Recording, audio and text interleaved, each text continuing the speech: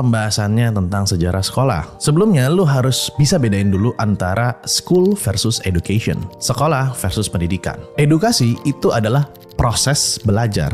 Dan sekolah adalah institusi atau sebuah organisasi, sebuah badan sekolah. Nah, untuk kita sekolah, iya harus di sekolah. Tapi untuk dapetin edukasi, itu tidak melulu harus di sekolah. That's why gue bikin konten seperti ini, dan bikin kelas-kelas seperti Akademi Kreator, Akademi Marketer, itu untuk proses edukasi, bukan sekolah. Karena gue gak suka sekolah, gue sukanya edukasi. Dan bukan berarti sekolah tidak penting, bukan. Seperti yang gue udah bilang, untuk segelintir orang, itu penting biar lu bisa berfungsi. Kalian tahu gak, sekolah menjadi sebuah institusi, itu tuh ada titiknya, ada masanya. Masanya itu zaman Prusia namanya. Dan kalau di Amerika itu awalnya harassment.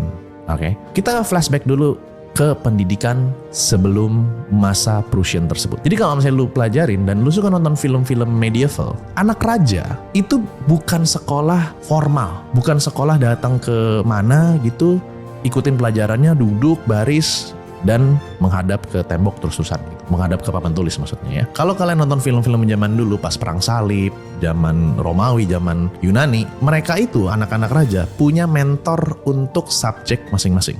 Sangat berbeda kan sama sekolah kita yang dimana satu guru menguasai semua ilmu. Contohnya, di zaman Romawi kuno atau Yunani, pendidikan itu sifatnya adalah dialektika, logika, dan obrolan perdebatan dalam sebuah forum. Jadi kalau misalnya orang Yunani zaman dulu pengen belajar, mereka tinggal datang ke Aristoteles atau Plato, terus habis itu mereka belajar di situ, berdebat, kasih gagasan, logika dan lain-lainnya. Akhirnya mereka jadi teredukasi. Dan ditambah lagi di zaman itu ada namanya mentoring. Mentoring itu sifatnya kayak, kalau nggak salah ya, lupa gue urutannya.